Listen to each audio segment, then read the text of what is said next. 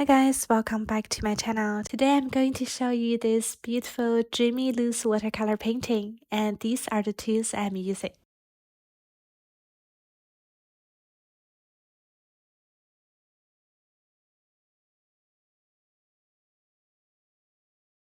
Firstly, I'm whitening the whole page.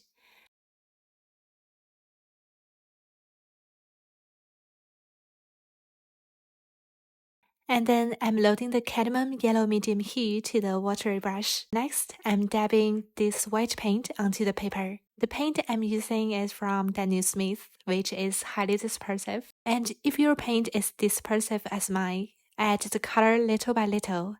Otherwise, it might spread out and take over the whole page before you know it. I'm adding some other colors in order. And when I'm adding the colors, I'm trying to avoid letting the majority of the new color overlap with the color already on the paper. I'm using the same brush for all these colors at this stage because this way I can get a feel for using a similar amount of water in case the water on the paper isn't very even. This is a white on white technique, so when the colors dry on paper, they can become less saturated. You can try adding a bit more pigment at this step to compensate for the change when it dries.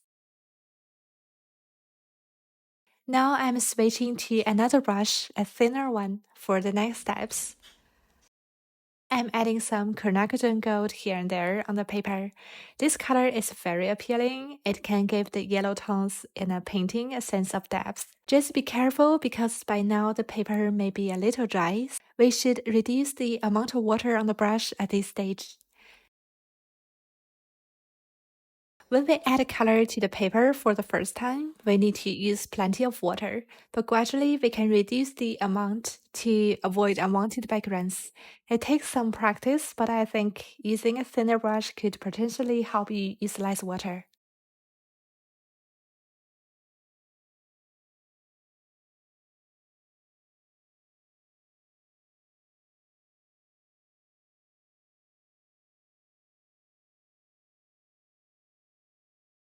Now I'm using a very thin brush to lift some colors. As you can see, I'm lifting the color, but there are still some yellow tones left instead of revealing the white paper. This is because the yellow I used is quite staining, only the rose on top of the yellow lifts.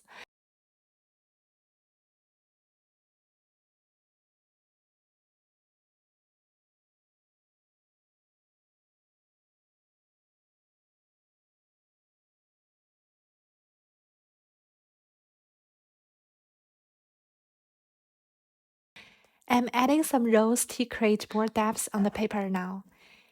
We need to be careful not to add too much thick paint, or the color won't blend into background and will look unnatural.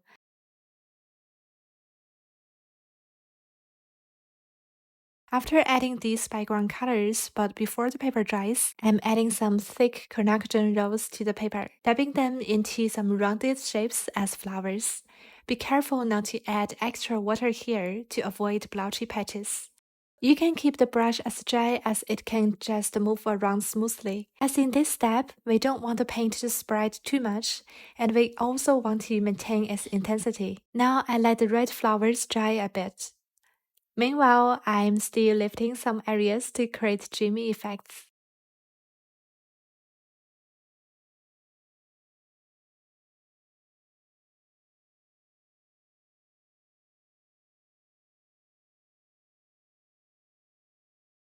Now the reddish flowers are half dry. I'm using a dry and clean brush to refine the shape.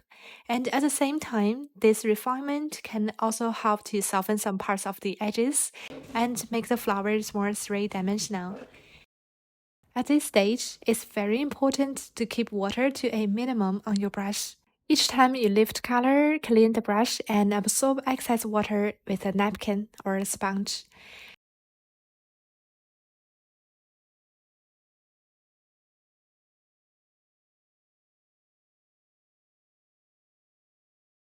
Once the paper is almost completely dry, I'm adding some black paint to create small dots. These dots are much smaller than the previous red ones. The goal is to vary their size so they look natural rather than like uniform large dots. Finally, when the paper is 100% dry, I'm adding the stems for all of these flowers.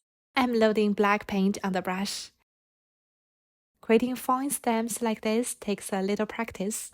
The key is to reload paint whenever the brush is getting dry and the paint starts not appearing smooth, but avoid using too much paint so the stems remain delicate. Some stems are left light, while others are slightly thicker in color, creating variety.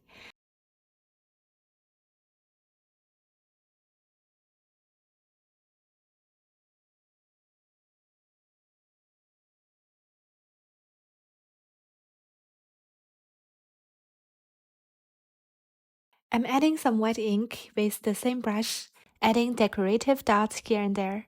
We can also add small highlights to the bright flowers to make them more three-dimensional and vivid.